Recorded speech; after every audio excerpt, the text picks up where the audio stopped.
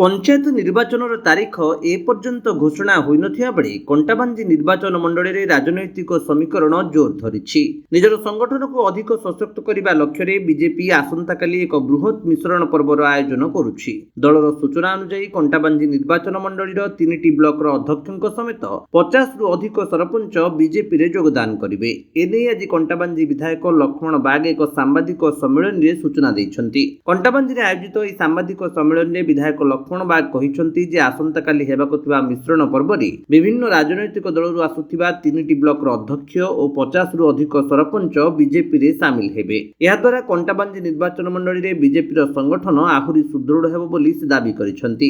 एही सांबादिक सम्मेलन रे बीजेपी राज्य उपसभापति शिवाजी महांती, पूर्वतन सांसद परशुराम माझी प्रमुख उपस्थित थिले। अन्यपटे आसंताकाली मिश्रण पर्व रे बीजेपी राज्य सभापति मनमोहन सामल, उपमुख्यमंत्री कनकवर्धन सिंहदेव, मंत्री रवि नायक, मंत्री मुकेश महालिंग एवं बलांगीर सांसद संगीता कुमारी सिंहदेव समेत बहु वरिष्ठ नेता योगदान करिवे बोली सूचना मिली।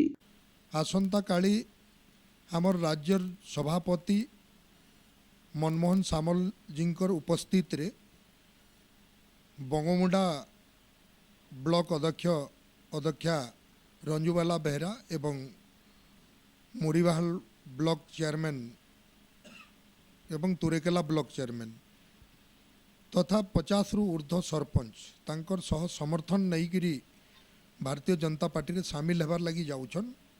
एटा गुटे भारतीय जनता पार्टी प्रति अति आनंदमय खबर और निश्चित भाव में आमे से समस्त व्यक्तित्व विशेष मान को हृदय सहित स्वागत जनाऊँ कि तांकर नेतृत्व भारतीय जनता पार्टी प्रति आहुरी शक्तिशाली हो एवं भारतीय जनता पार्टी को अनेक आगू उन्नतिर पथ को नहीं जाओ।